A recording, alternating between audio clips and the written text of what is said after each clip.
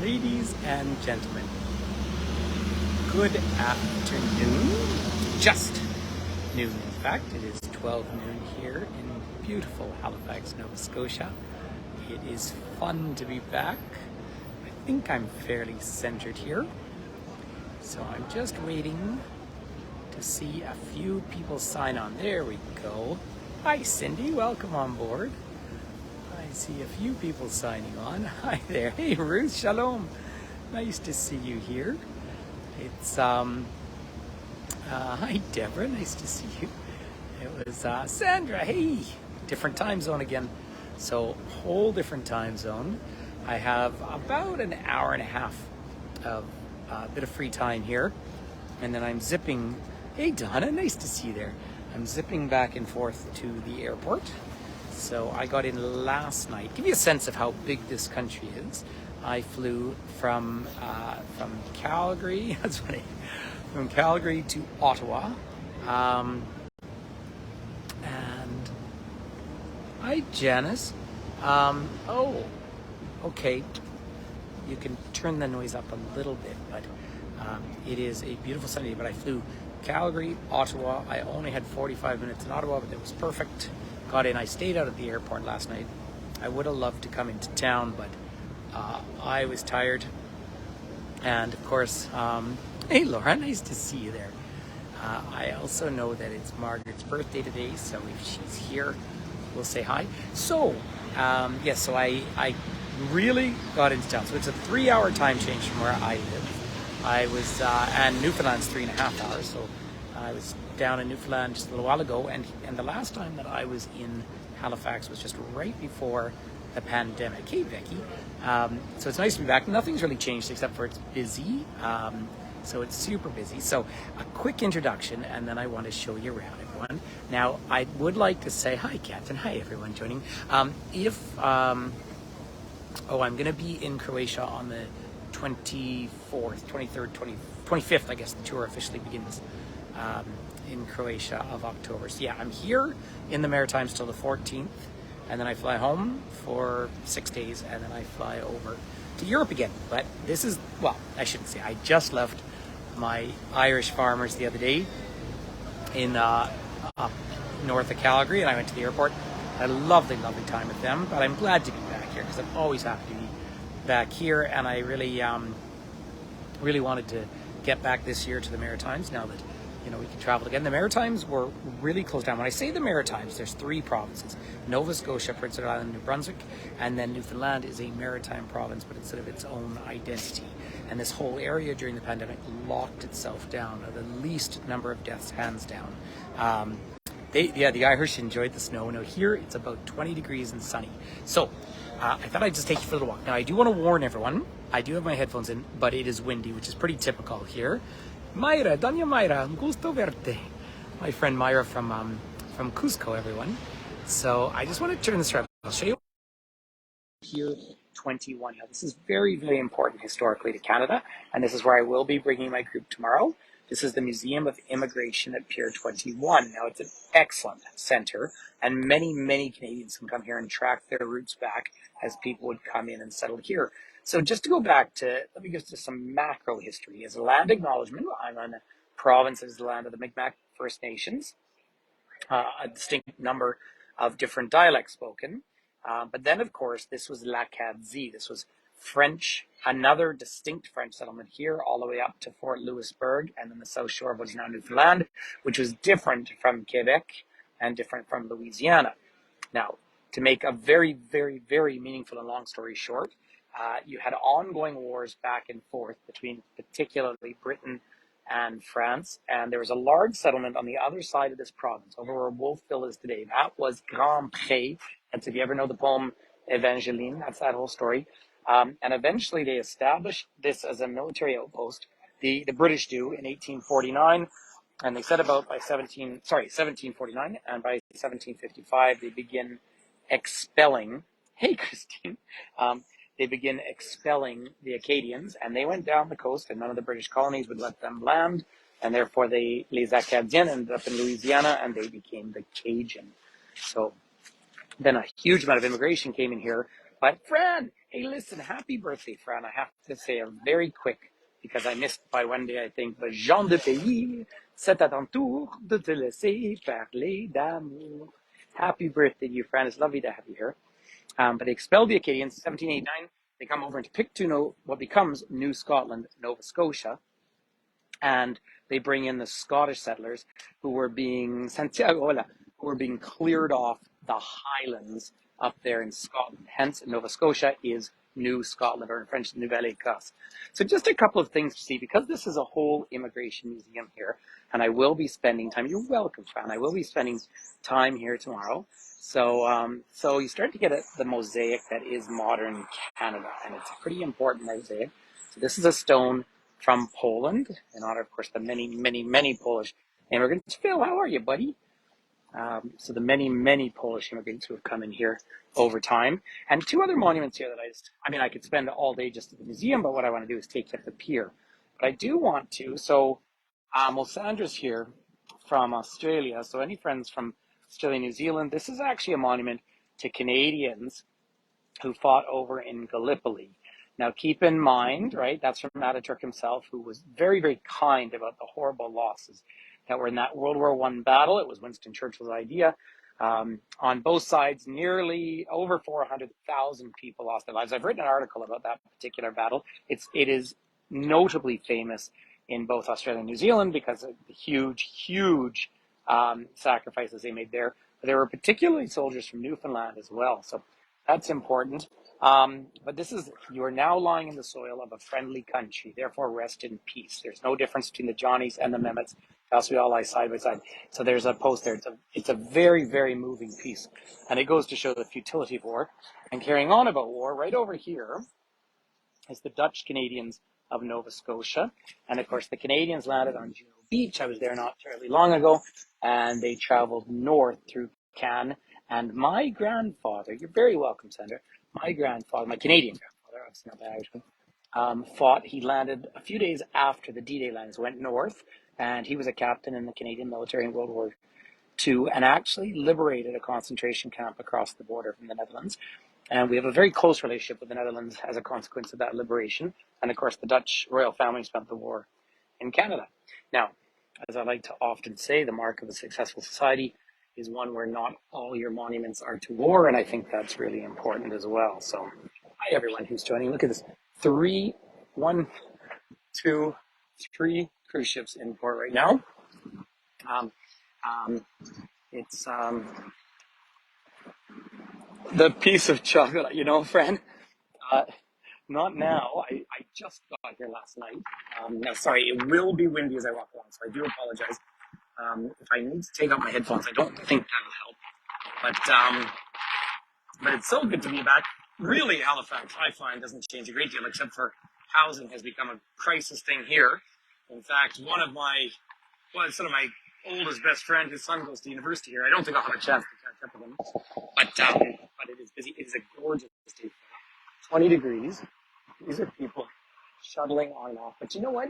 Central Halifax, you can really walk. It's a big, deep harbor. So Greater Halifax, just have to go down about a block before we start seeing some of the interesting scenery. But Greater Halifax, it was all amalgamated in 1996. 1996, the Halifax part with all the areas around. And that becomes this broader area.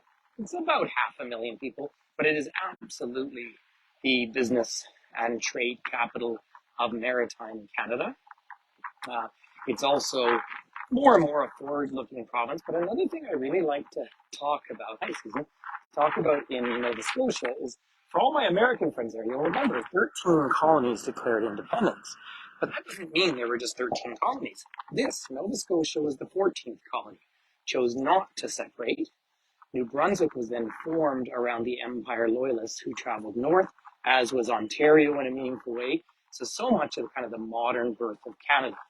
Now, up in Cape Breton Island, which is a few hours drive north, I'll be all over Cape Breton on this trip, of course. I shouldn't say all over. I need an extra couple of days, but that's always the case. But that is where, to this day, they figure more people speak Scottish Gaelic there than they do actually in Scotland. So it's it's very interesting from that point of view.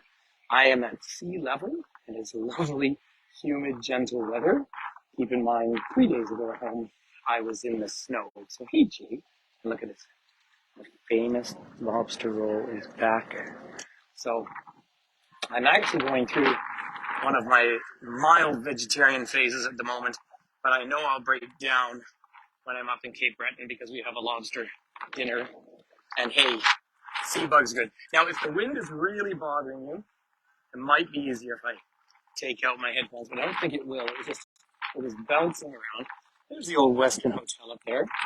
One thing you will notice here, well, up behind that is where Dalhousie University is, a famous university around this part of the world, known for its law school, but also for all sorts of other elements. I mention all of that because down through here, there are some nice, Canada's getting colder and colder, don't you worry. Not here though, but at home it sure is. But a really eclectic mix of some quite modern buildings. And sometimes people will say it doesn't seem to have a consistent feel to it. So the reason for that was specifically December 6th, 1917. At that time, there was a munitions ship in here, World War One, of course. Keep in mind, hi, Charles. Hey, Charles, I owe you a phone call. Send me a text. So in 1917, in the heart of World War One, keep in mind Canada was in war right at 1914. More Canadians died in World War One than in World War Two, despite this country only being about 8 million inhabitants. 80,000 people died over in the war. I mean, a tragic time.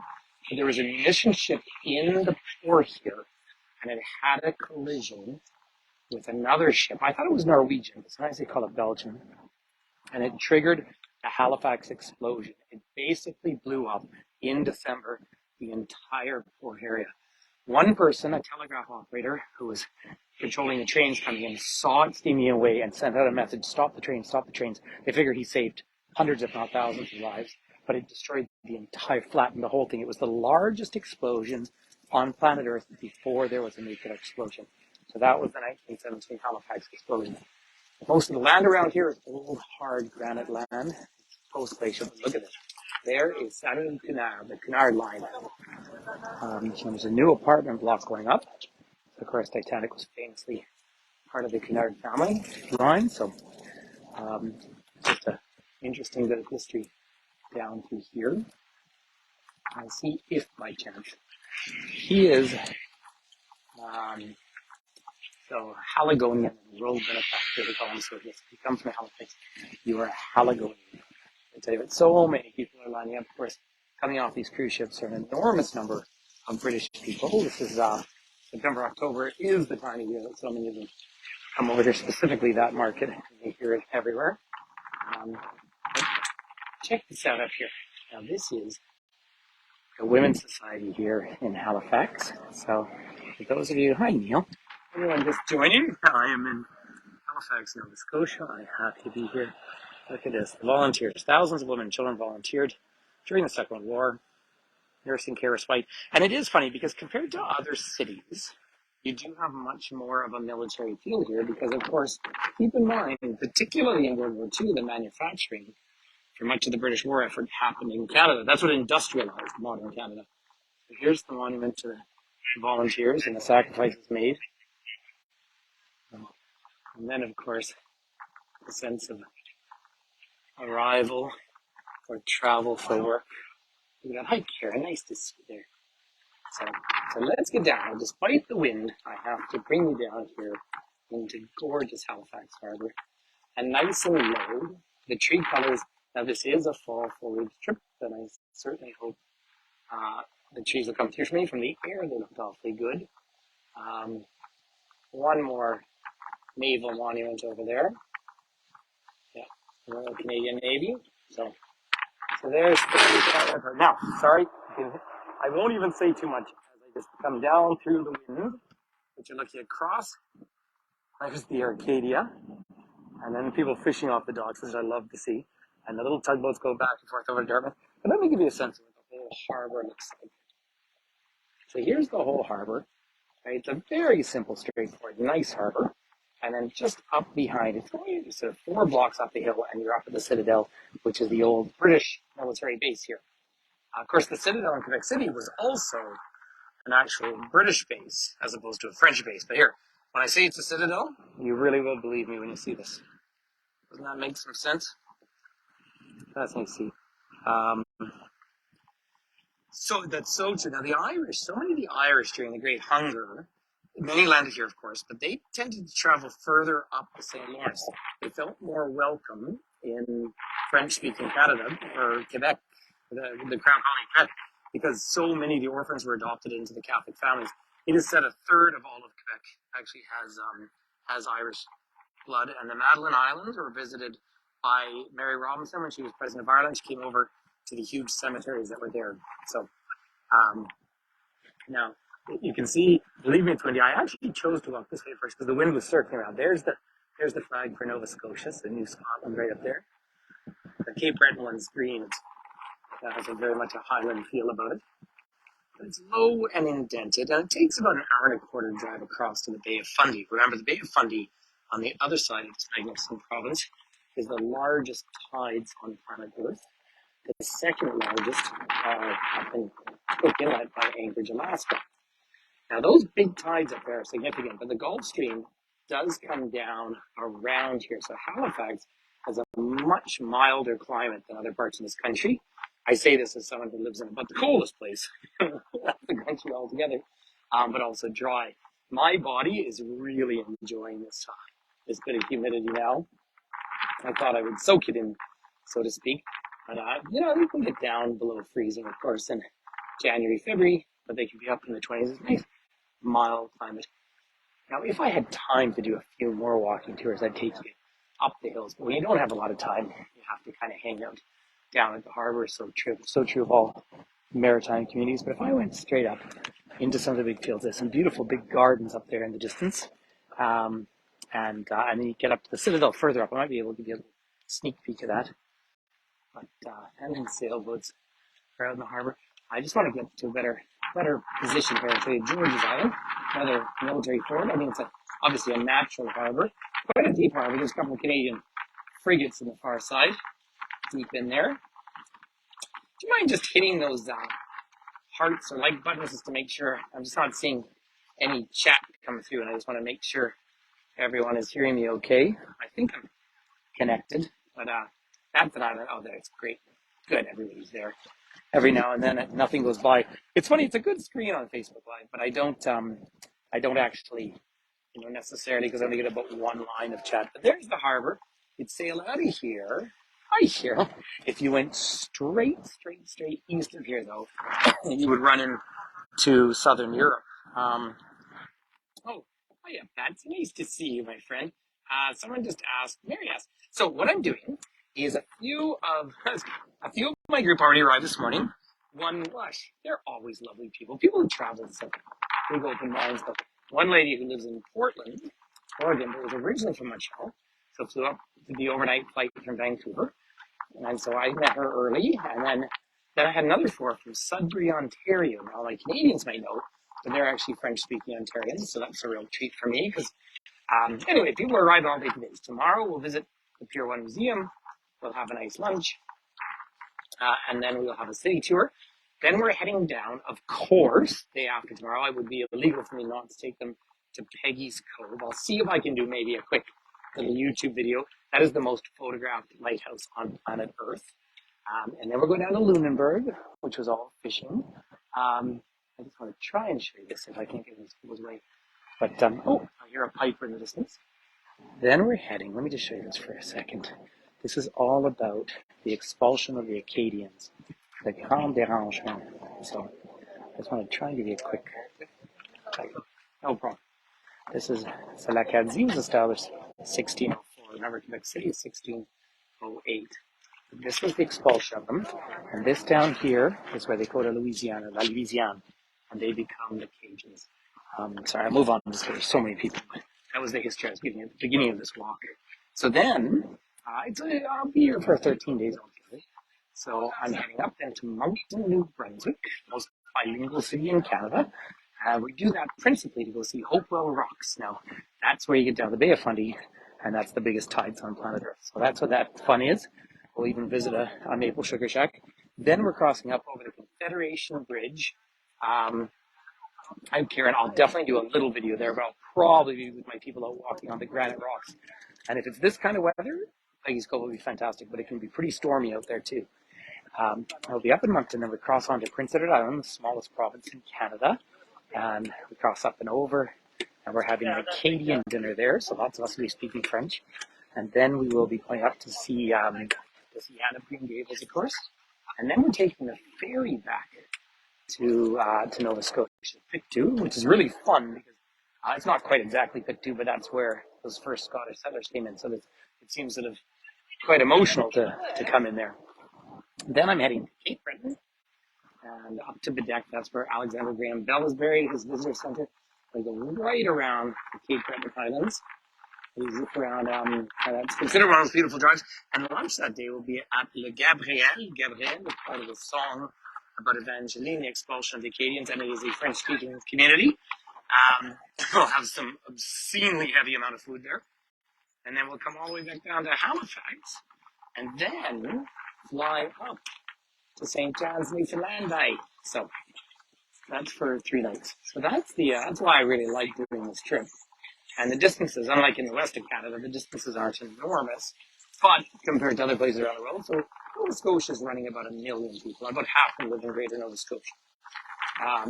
And then I'm, just as I look forward, I'm in Croatia, then I'm out on Vancouver Island. That's visiting my brother. And I'm going to Washington, D.C. in December. So I got lots going on. January, Mexico. Of course, some of you might be joining me there. So, it's a nice pace, but I'm thrilled to be here. I need to slow down my pace a little bit, though. Yesterday's 2 flights. I think I'm up to 57 or 58 flights this year already. So I want to show you this plaque over here.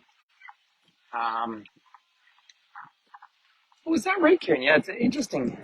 It's almost like a mausoleum. This, by the way, la France et le Canada.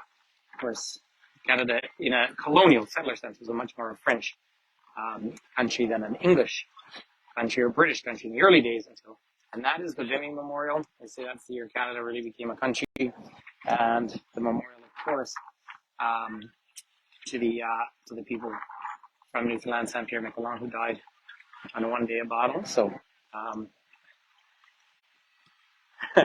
Karen, I'll talk to you. I'm going for some meetings. I don't know how much time I have, but I'd love to see you. So we will try and work that out. We'll get into December. I try not to fly past about 15th of December just because of flights get so blocked up. Last year we were out in Victoria and got heavily delayed getting home. And yes, Karen, we'll absolutely talk about it. I'm back in the harbor, so let's go around a couple more bends, ladies and gentlemen. And then I will go back to the hotel and hop in a taxi. So it's the only thing about doing a job like this. I met the first person I interviewed this morning, and the last one's arriving at 1 a.m. So I do have, well, John, I certainly feel like it's work when I haven't hardly slept in 6 or 7 days. But yes, I did just leave a group of lovely Irish people, mostly from the southwestern counties, the Harp over here. But also, I often work 13 or 14-hour days. Not as long as I used to be. I'm just passing the Rum Runners Rum Cake Factory. Sorry about all this wind, everyone, but that's the nature of it. Now, the tugboat isn't here. When I used to come here, they used to have Tommy the Tug, which Canadian kids grew up with as a story, a cartoon. But what a lovely view out to the harbor out here now. Hi, Veronica. Nice to see you. Have a look at that. What a gorgeous day. And, of course, we're looking out on Takara. Light glistening on water. Hi, Jackie. So, George's Island. Yeah, the only thing we have to pull in and get away from that whole kind of military feel out there. But this is so typical of coastal places because really all the settlements were fishing settlements. Although I would love to do. There's Maud Lewis. Look at that. Holy cow.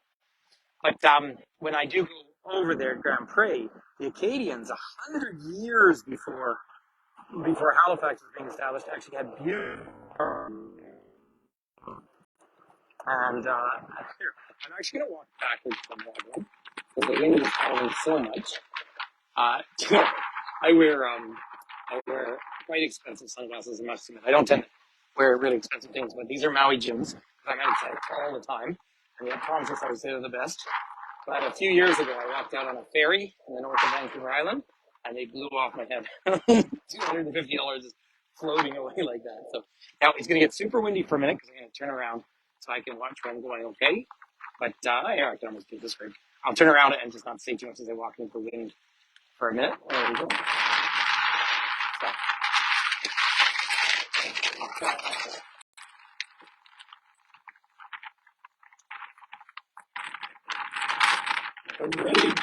Thank you, Frankie. Really do give yourselves a couple of days in the harbor. There's so much to read, so much research that goes on here. These are these duck boats. If you're familiar with these, they drive them down the road and they drive into the harbor. And then there's actually ferries, a little bit like you see out in Vancouver, going across the harbor on the other side. And then the tall buildings in the distance, of course, are a casino because, you know, they had to make a bet on that, I guess. But there's so much happening, and with 3 full cruise ships on it. Where people are going from the cruise ships today, they're going to Lunenburg, they're going to Peggy's Cove, they're doing a city tour up by the Citadel, I expect, because, oh, you do, of course I do.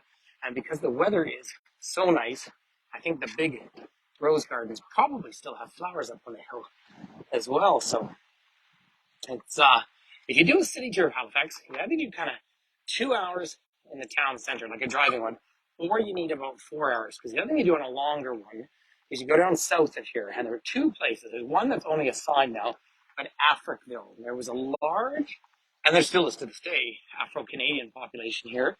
But this was in many ways one of the places at the end of the Underground Railroad. And so you've had, even though many Afro-Canadians were, of course, discriminated against, they at least were able to escape enslavement, although there was slavery here in the early days. People often deny that. They escaped enslavement, and it was here on our beautiful $10 bill that Violetta Desmond was at New Glasgow in the north here, where she sat in an area she wasn't meant to, and was really sort of, as they say, kind of Canada's Rosa Parks, but much earlier. And the other place you go to is a cemetery a little further south, and that is where many people are buried from the Titanic. Of course, down by Peggy's Cove is also where they had the that Swiss Air disaster once upon a time as well. You might remember, very, very moving. And of course, all the coastal maritime peoples, if an emergency like that happens, they jump in the boats and away they go to try and, of course, help as much as they can. By the way, I will be in Prince of Island. There's Cow's ice cream. You see it in the back sometimes, but it comes from PEI. And so it's indisputably the most popular ice cream in Canada. Now, I haven't really eaten anything today. I might have a little something, but I just want to pace myself. So oh, but the other thing I need to eat here, but I'm being vegetarian at the moment, is they're famous for their shawarmas, you know, kebab family. So lots of meat things there. Anyway, we're going to have lots of fun. Look at this, the Treaty Truck House. How cool is that? That's in Halifax there. So it is. Fran, you've seen it. Yeah, it is. It's very emotional, isn't it? And you know, there was a gentleman who I think he owns either B&B or a restaurant there. His daughter perished in that, and he just wanted to be near her. And he immigrated, which is, you know, a really lovely thing. Well, it's tragic he lost his daughter, but I mean, the fact that he stayed close to it. Hi, Michelle. Nice to see you here. Oh, Susan's here too. Hey, Susan. So it's lovely to have. I am going to call it quits now. I can head out to the airport. I just wanted to get a little recording here from Halifax on a gorgeous sunny day. It is perfect day. It's warm and nice. Like I say, I'll be heading back and forth. And the airport's about a half hour, so it's not like I have to plan around getting back there. Although I could just retire and sit out on the deck and drink cold beer too. But, you know, they're all different options. But, I do want to show you one more statue here if I can get it to ourselves. Oh, thanks for the stars. So this is a monument, Lebanese, because we have such a significant Lebanese culture here as well. And again, because the whole shawarma, doner community here as well is a big thing. Isn't that neat to see? and the Patriarch of Antioch, which of course is well, that was that area that was just damaged so terribly by those earthquakes not very long ago in Turkey and Syria. Our heart goes out to all of them. So I'm just going to have one little view over here. Et merci à toi, là, Michel. Et je vais faire le tour bilingue. I'm going to be doing a tour bilingual because I have so many French speaking people on it. So I do want to, well, thank you very much. Thanks for coming along and joining me here, everyone. Isn't it nice to see Phil? It's a great place. I love coming back here. And of course, I try and get down to the Maritimes every year and Quebec City every year. You know, I really try and make it part of my regular schedule. And with this kind of weather, I'm not going to complain at all. So listen, everyone, thank you so much for coming and joining me here. Wish me luck because it'll be a late night. But actually, I want to wish some other people even more luck because a couple of people who are from Edmonton coming on my tour called me this morning and Air Canada had canceled their flight and everything. But anyway, they managed to get themselves rebooked and they'll make it in tomorrow morning. So they won't, aside from a free afternoon here, they won't be missing anything. So I'm really happy for them. But of course, I always have to finish with a little hook and tell you a little bit about things that happen out here sometimes because they famously have here in the Maritimes, they call them socials, right? Kitchen parties. Historically, people weren't necessarily wealthy enough to be out in the pubs. If you have people over to your houses, you're welcome, Karen. I'll chat with you about DC. So a kitchen party is hugely fun because I'll tell you one time when I was in Newfoundland just last year, a fellow invited us over, the person I was working with, and said, oh, yeah, come on over, have a social. And of course, the first thing I did was buy a bottle of wine because, you know, I believe that I never show up at someone's house without one. And he said, oh, thanks very much. And he put it on the shelf and he poured me a big double rum. Or a screech, actually, but it was only a rum. But at that particular kitchen party, what I didn't realize is there were some ladies in the town that were known specifically for a burlesque sort of dancing. So they came over and we opened about 3 more bottles of rum. Well, then you wouldn't believe